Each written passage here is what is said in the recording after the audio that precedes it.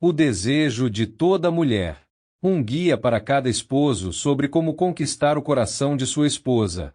Livro escrito por Stephen Arterburg e Fred Swecker. Parte 2. Voltando a respirar. Capítulo 5. A união mais íntima. E disse o homem: Esta, afinal, é osso dos meus ossos e carne da minha carne. Chamar-se-á varoa, porquanto do varão foi tomada. Por isso, deixa o homem pai e mãe e se une à sua mulher, tornando-se os dois uma só carne. Gênesis capítulo 2 versículos 23 a 24. Quando entreguei minha vida a Cristo, aos 23 anos de idade, achavam tanto estranhas expressões como uma só carne. O que há de ser isso? Me perguntava. E, no entanto, essas palavras apareciam com tanta frequência nos sermões e nas aulas para casais na escola dominical que acabei achando que todo mundo sabia o que significavam. Quando perguntei a algumas pessoas, porém, vi muitos olhares perplexos. Além disso, observei que vários casais não pareciam ter uma intimidade emocional, de modo que certamente não eram uma só carne. Ficou evidente que a união não era algo automático, nem mesmo semiautomático, que aparecia assim que eram proferidos os votos matrimoniais. Lembro-me de uma conversa que tive com Alex, um solteirão que ainda esperava se casar um dia. Quero uma garantia de sucesso para o casamento e o sexo. Pensou em voz alta: venho de uma família saudável e quero somente o que há de melhor. Verdade? Respondi, lembrando Alex de que, como cabeça do lar, ele garantiria um casamento bem-sucedido. Se você quer sucesso, ele está ao seu alcance. Tudo o que você precisa fazer é submeter-se à união conjugal, em reverência a Cristo. Apesar de não ser uma tarefa simples, pelo menos a escolha é sua. Não sei se Alex chegou a se casar, mas uma coisa é certa: são poucos os casais que conseguem alcançar uma união mais íntima, pois deparam-se com inúmeros obstáculos. Desenvolver intimidade emocional tem a ver muito mais com ações do que com emoções. A união implica certas condições. Satisfaça essas condições e a intimidade emocional seguirá. Do contrário, as emoções irão se extinguir. É preciso não apenas arregaçar as mangas, mas também agir com justiça, pois, se o fizermos, os sentimentos voltarão. Os sentimentos de Brenda por mim haviam morrido. As emoções às quais ela estava se referindo não eram relativas à união, mas sim à intimidade resultante dessa união. Na hora de trazer esses sentimentos de volta à vida, não bastou eu comprar flores e levar Brenda para jantar à luz de velas, ainda que essas coisas tenham seu devido lugar. Precisei agir como se fossemos uma só carne. Ao fazê-lo, os sentimentos de intimidade voltaram. Estou falando de algo extraordinário, da experiência intensa de união com sua esposa. Porém, para alcançá-la, é necessário que você reconheça pelo menos duas coisas sobre essa união. 1. Trata-se de uma palavra que implica ação e, 2. Ela requer sacrifício. A união em ação. Me citar uma de minhas cartas de amor para Brenda, escrita em março de 1981. Trago promessas. Prometo dar-lhe um amor com o qual você até agora só sonhou. Você pediu a Deus um homem cristão que amasse e ele lhe deu alguém que anseia profundamente cobri-la de amor, elevá-la acima de qualquer pedestal, apreciá-la, segurá-la em seus braços e sussurrar seu nome para sempre, em meio ao fogo, à chuva, na pobreza ou na riqueza. Meu coração está prestes a explodir com torrentes de amor, e só há uma mulher que pode abrir as comportas e deixar que ele flua. Você, a preciosidade mais meiga, pura e carinhosa de todas. Tudo bem, sei que não sou nenhum poeta como William Shakespeare. No entanto, deixe-me dizer que amor e união não são a mesma coisa. Na verdade, estão apenas vagamente relacionados. O amor pode sobreviver aos insultos. Mesmo nos dias mais sombrios de nosso casamento, Brenda e eu ainda nos amávamos, ainda que nossa união tivesse definhado inteiramente. Comparemos o amor e a união em nosso relacionamento com Deus. O amor de Deus por você é incondicional. Antes que você fosse formado no ventre materno, Ele o amou. Desde os primeiros dias de sua vida, ele o guardou e protegeu com todo carinho, ansiando por ouvir seu coração chamar por ele. Deus continuou a me amar, mesmo quando eu folheava freneticamente as páginas de revistas pornográficas. Ele foi atrás de mim, ansiando por alcançar-me antes que fosse tarde demais. Ao confrontar-me naquele escritório na Califórnia, ele tomou meu coração num piscar de olhos.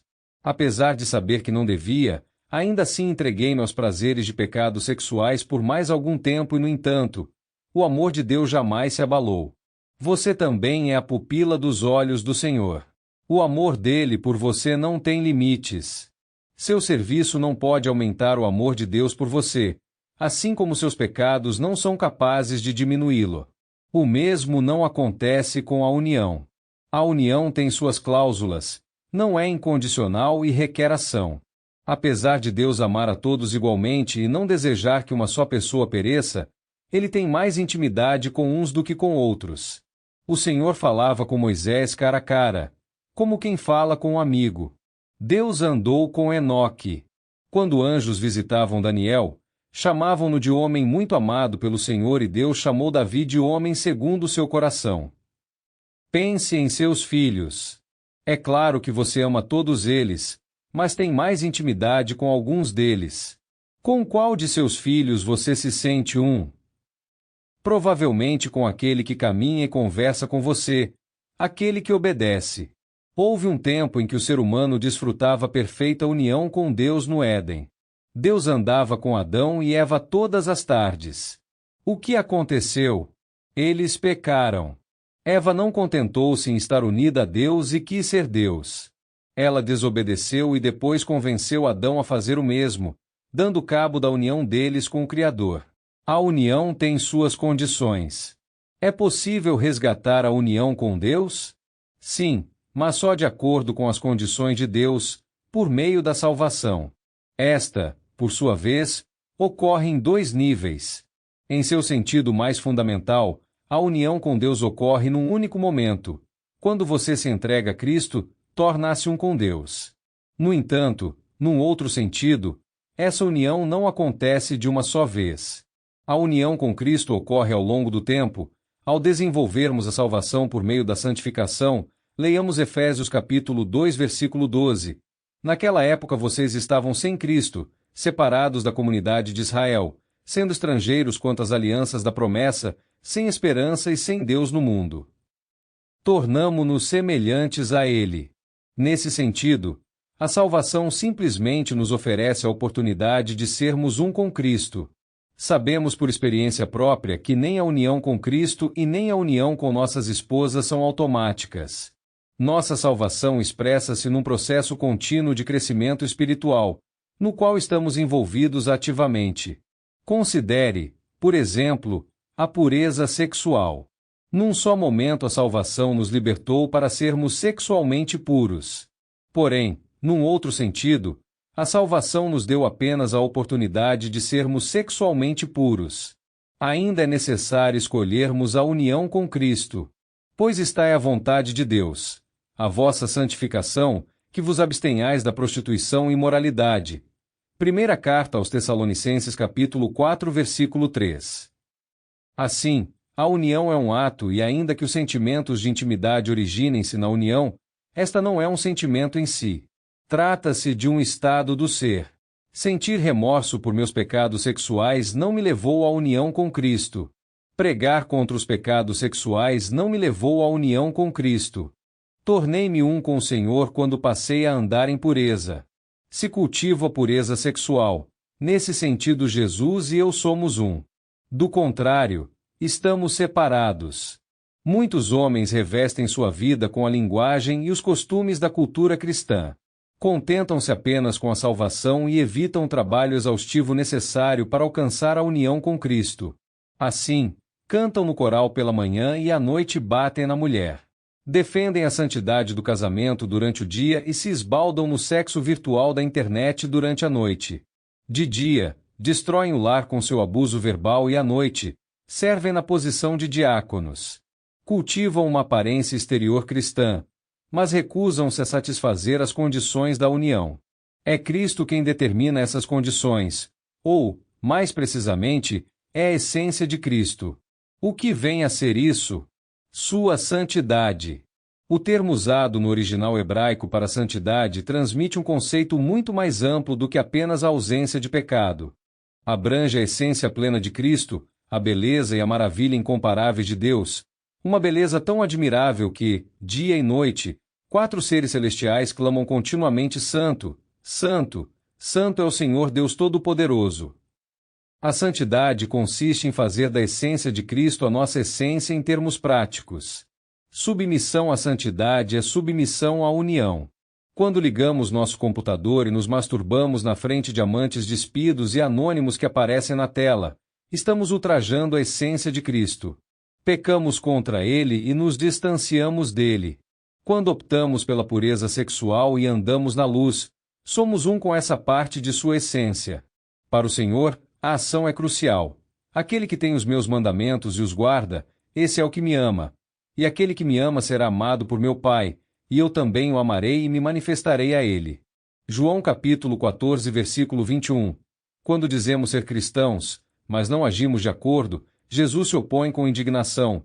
Por que me chamais Senhor, Senhor, e não fazeis o que vos mando? Lucas capítulo 6, versículo 46. Nosso maior objetivo deve ser a consagração ao Senhor, a entrega de nosso direito de fazer as coisas ao nosso modo. Afinal, Deus anseia porque sejamos um com Ele. O plano todo da salvação foi criado para que Deus pudesse se relacionar conosco. Você já cumpriu essas condições? A união conjugal não é muito diferente. Assim como a salvação, ela ocorre num só momento. Durante a cerimônia de nosso casamento, Deus nos declara marido e mulher. No entanto, no meu caso essa união certamente não se evidenciou no quarto de hotel em nossa noite de núpcias. Meu gênio irascível e exaltado, conto a história mais adiante, revelou como nossa união era uma fraude. O casamento apenas nos ofereceu a oportunidade dessa união. Conheço 5 casais que costumavam liderar ministérios importantes com outros casais e que agora estão divorciados. Os 5 maridos, que eram capazes de articular a linguagem e os costumes de um casamento cristão, pareciam ser os homens casados mais felizes do mundo. Com suas palavras, um deles declarava publicamente: Deus detesta o divórcio. Mas com suas ações dizia: Deus me disse para casar com minha amante a fim de ter uma vida feliz. Um deles escreveu uma carta circular sobre a santidade do casamento, porém mais tarde suas ações declararam inexplicavelmente: Deus disse para eu me divorciar de minha esposa, uma vez que, desde o começo, não era vontade dele que eu me casasse com ela. Outro afirmava que devemos manter a pureza do leito conjugal, mas depois foi para a cama com sua amante e protestou: minha esposa odeia sexo oral. Se não tenho isso em casa, vou procurar em outro lugar. Quem determina as condições para a união conjugal? Sua esposa. Mais precisamente, a essência de sua esposa. E isso significa que você terá de fazer alguns sacrifícios. A abordagem sacrificial. Um exemplo simples usando o bolo mármore e a seguinte passagem das Escrituras pode ajudar a esclarecer essa ideia. Assim também os maridos devem amar a sua mulher como ao próprio corpo. Quem ama a esposa a si mesmo se ama. Porque ninguém jamais odiou a própria carne. Antes, a alimenta e dela cuida, como também Cristo faz com a igreja, porque somos membros do seu corpo.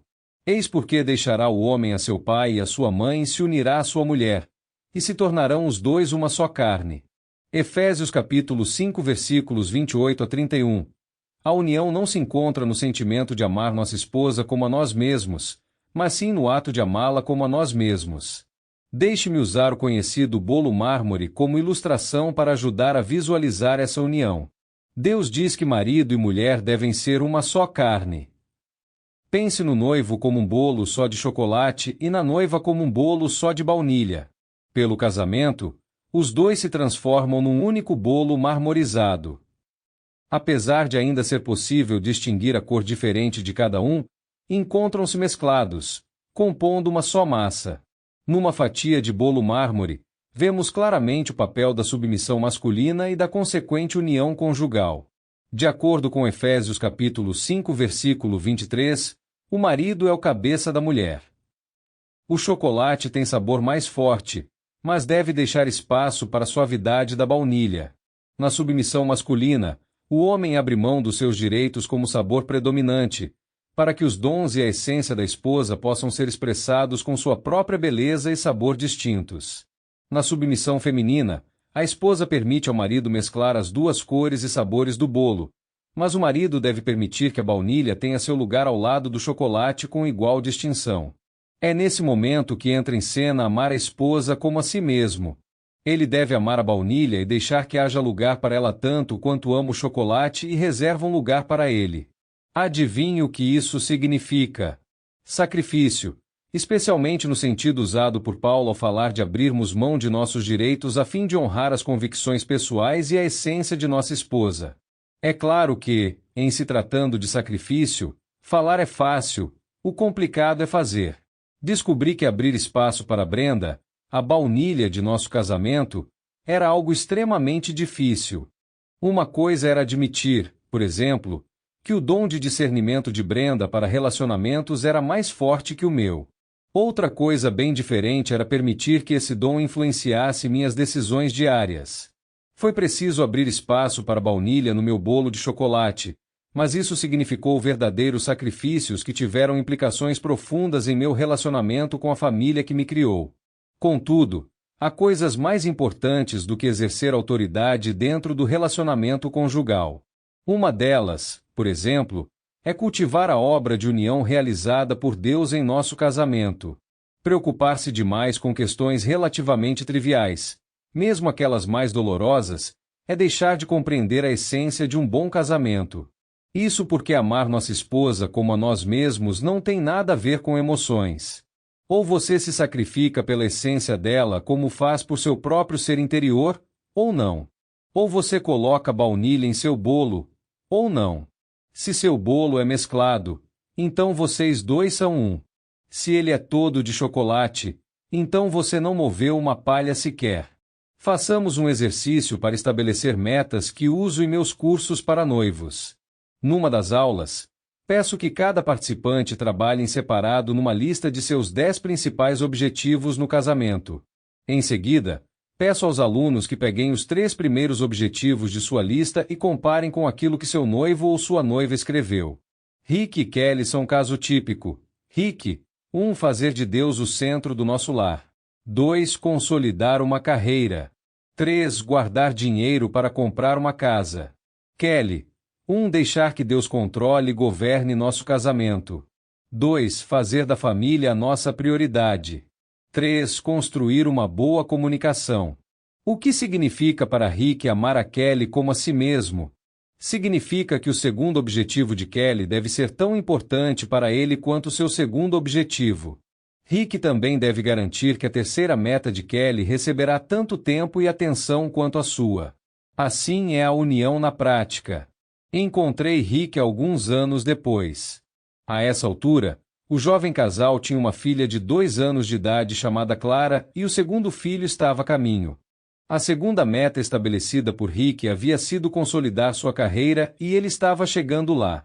Seu sucesso havia sido tanto que um recrutador de executivos o havia contratado para trabalhar numa grande empresa em outro estado. Em seu emprego anterior, Rick costumava voltar para casa entre 5:30 e 6 horas da tarde. Agora, seu expediente ia até às 6:30, 7 horas. Para Rick, não havia nada de errado nisso, uma vez que ainda estava dentro da segunda meta mais importante de seu casamento. Kelly começou a se queixar que Rick não estava fazendo da família a sua prioridade. Do ponto de vista dele, Rick podia oferecer uma explicação aceitável. Desde que comecei a trabalhar nessa outra empresa, observei que existe uma expectativa tácita de que todos fiquem até mais tarde. Mas o estranho é que ninguém faz quase nada nessa última hora de trabalho. Ainda assim, Kelly, você e eu estamos juntos nisso e estou trabalhando por você e pelas crianças, meu amor. É só mais 1 hora por dia. Você vai ter de se acostumar. Kelly pensava diferente. Concordo que estamos nisso juntos, Rick. Mas se você se preocupa tanto em fazer alguma coisa por mim e pelas crianças, pode começar voltando mais cedo para casa. O horário de dormir da Clara é às 8. Você costumava chegar em casa às 6 e ter 2 horas para brincar com ela toda a noite. Ainda que para você trabalhar 1 hora a mais pareça pouca coisa, isso representa metade do tempo que ficava com Clara. Olhando por esse lado, não é assim tão pouco. Se você estivesse, de fato, usando essa hora no trabalho de forma produtiva, talvez até eu considerasse alguma vantagem. Mas nossa família é tão importante para você quanto sua carreira, não é? Você não deve sacrificar seu tempo com a família por 1 hora improdutiva. O que Kelly estava pedindo? Que Rick desse tanto valor ao segundo objetivo dela quanto dava ao seu próprio. Mais alguns anos se passaram e perguntei a Kelly o que aconteceu. Lutei por isso com unhas e dentes durante 1 ano e meio, disse ela, em tom irritado. Por fim, simplesmente desisti. As faíscas de raiva em seus olhos diziam muito mais do que suas palavras. Sua renúncia dolorosa foi algo forçado. Rick não cedeu e o ressentimento tornou-se cada vez maior. Kelly não era uma mulher fraca e podia cuidar dos assuntos do lar sem a presença de Rick. Ela havia sido uma empresária bem-sucedida antes de se demitir para ficar em casa com Clara. Apesar de adorar trabalhar fora, ela fez os sacrifícios dolorosos e necessários a fim de alcançar a segunda meta que havia estabelecido em seu casamento. Numa demonstração de seu amor por Rick, também havia feito outro sacrifício ao mudar-se para um lugar distante em função da carreira dele, mesmo tendo de deixar para trás amigos e familiares.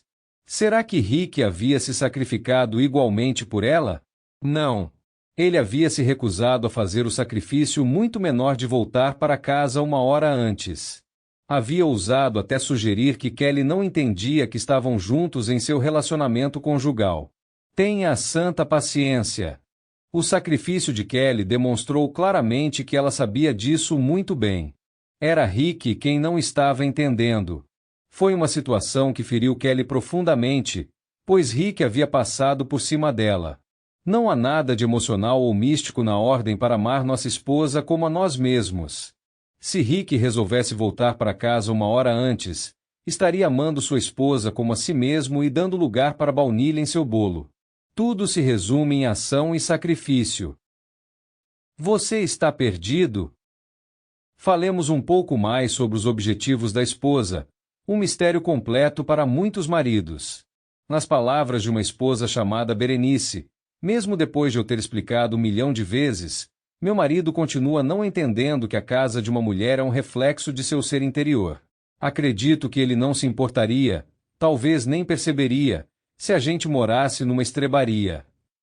Quando Berenice e Stan compraram sua casa nova, ela queria reformar os 2 banheiros, que, na sua opinião, eram absolutamente horríveis. Escolheu piso e papel de parede novos e pediu a Stan que encontrasse algum tempo para dar uma ajeitada nos cômodos. 6 anos se passaram. Esperei sentada, disse Berenice. Em 6 anos, Stan não conseguiu encontrar um único final de semana para me fazer feliz. Eu não era uma prioridade para ele. Toda vez que eu entrava num daqueles banheiros, me lembrava de que ele não se importava comigo. Primeiro, fiquei magoada e depois, zangada. Ressentia com todas as coisas que ele se certificava de fazer por si mesmo, e especialmente aquelas coisas que ele esperava que eu fizesse por ele. A beleza de seu lar era uma parte essencial da alma de Berenice. Seu marido não precisava gostar de colocar papel de parede. Só precisava fazê-lo. E se ele próprio não podia, então precisaria ter contratado alguém que fizesse o serviço. Não era necessário que ele desenvolvesse uma relação semelhante à de Berenice com sua casa, mas era importante que se esforçasse da mesma forma como fazia com seus próprios projetos. Isso é submissão masculina à união. Isso é honrar a essência de sua esposa tanto quanto a sua. Assim como um biscoito com 2 vezes mais recheio, dentro do casamento ao dobro de essência, e é preciso ter o mesmo amor por todo esse recheio. Sua esposa anseia por uma união mais íntima com você.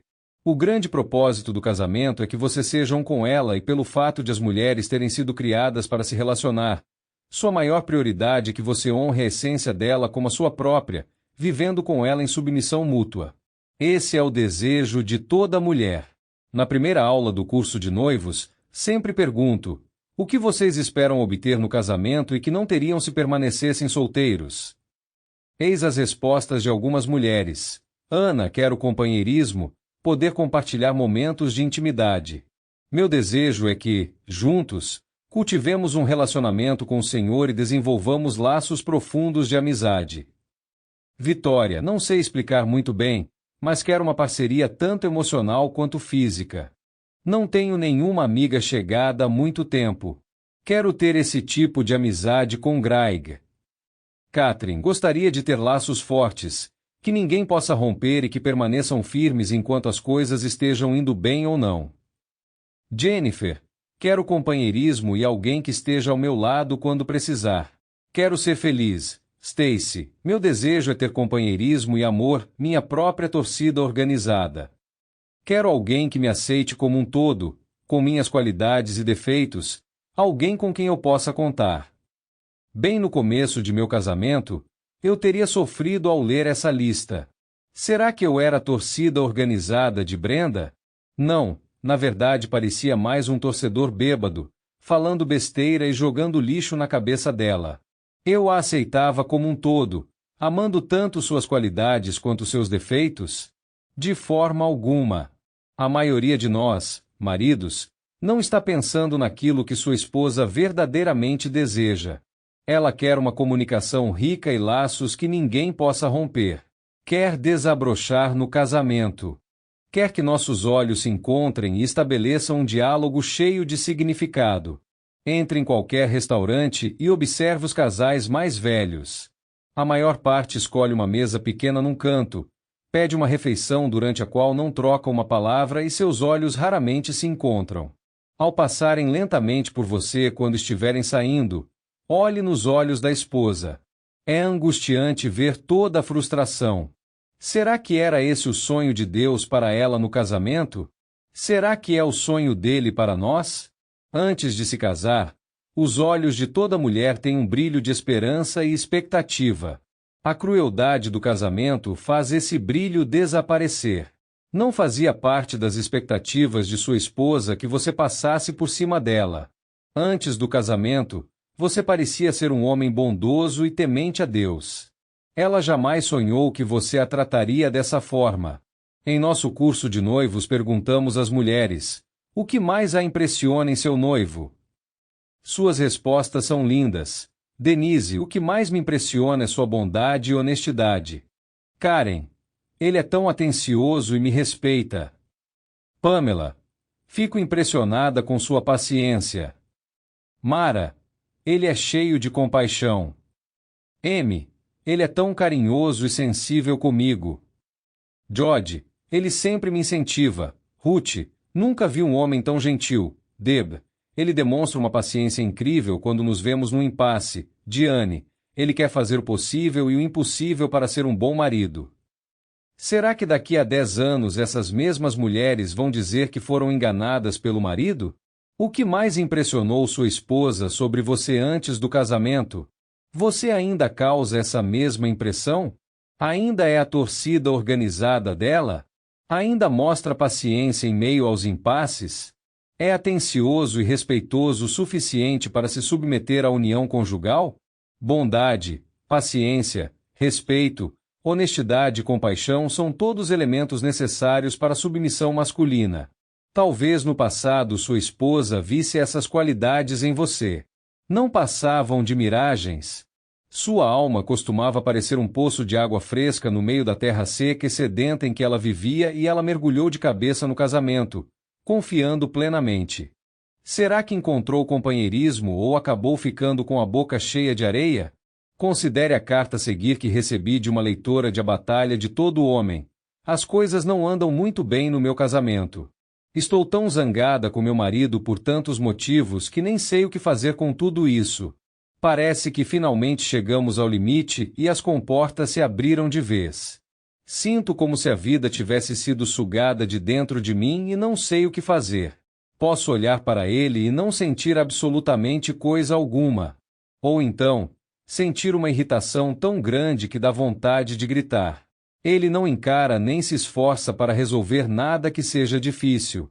Evita as coisas mais complicadas a todo custo até que tornem-se insuportáveis e que seja uma tortura consertá-las ou até que não tenham mais conserto. A cada discussão, parece não haver meio de chegar a um acordo. Cada um vai para o seu canto e ignora o outro. Impossível ter uma conversa racional com ele, e quando estamos discutindo alguma coisa, não nos atemos a um assunto, mas fazemos rodeios e usamos de artifícios. Ele sempre encontra um modo de se safar dos problemas e fazer com que me sinta culpada por eles. Na sua cabeça, ele não tem nenhuma responsabilidade. Agora que nossos filhos estão mais velhos, ele também está importunando a vida deles. Jamais pensei que chegaria a esse ponto, mas estou tão cansada que não me importo mais se as coisas estão se desintegrando. Também não posso mais defendê-lo diante dos filhos, pois são inteligentes demais e sabem da verdade. Além disso, como seria possível defender o que ele faz? Odeio minha casa. Amo meus filhos, mas logo eles não estarão mais aqui. E então? E provável que eu precise de um conselheiro para lidar com alguns sentimentos, mas meu marido só se sentiria ameaçado o suficiente para concordar se estivéssemos às portas do divórcio. Meu casamento é uma droga e estou cansada demais para me importar. Infelizmente, a maioria dos homens é uma miragem. De acordo com um estudo recente, as estatísticas a nosso respeito são vergonhosas. 84% das mulheres acham que não têm intimidade, união, no casamento. 83% das mulheres acreditam que o marido nem sabe quais são as necessidades básicas de uma mulher com relação à intimidade, união, e nem como suprir essa intimidade. A grande maioria das mulheres divorciadas diz que os anos que passaram casadas foram os mais solitários de sua vida. Como isso é possível? As esposas tinham tantos sonhos de união e intimidade. Deus nos chamou para amar nossas esposas como a nós mesmos e entregar nossas vidas para que pudéssemos ser uma só carne com elas. Meu amigo, você precisa se submeter à união conjugal. Você deve isso à sua esposa, em respeito à confiança dela. Além disso, o Senhor comprou você por um preço e ainda lhe entregou uma de suas preciosas filhas como companheira. O que deu errado? Como é possível 84% das mulheres casadas de hoje sentirem que não têm intimidade com o marido? Que obstáculos têm nos impedido de responder ao chamado de Deus à união com nossas esposas? Exploraremos algumas respostas no próximo capítulo. Perguntas para reflexão e discussão. 1. Como você definiria a união de acordo com a forma como esse conceito é ensinado neste capítulo? E como você definiria essência de acordo com o modo como essa palavra é usada aqui? 2. Este capítulo afirma que a essência de sua esposa é que determina os critérios para a união em seu casamento. Qual é sua reação a essa afirmação? 3. Na sua opinião, o que é necessário para que o marido seja completamente convencido de que a essência de sua esposa determina os critérios para a união em seu casamento? Qual a importância de se ter essa convicção? 4. Em termos práticos do cotidiano, o que significaria para você permitir que a essência de sua esposa determinasse os critérios para a união em seu casamento? 5. Quais são suas 10 principais metas para seu casamento? Dessa lista de 10, quais são as 3 mais importantes? 6. De que maneiras significativas você reconhece a importância de fazer sacrifícios de amor por sua esposa? 7. Antes de vocês se casarem, qual a sua qualidade que mais impressionava sua esposa? Você ainda a impressiona dessa maneira?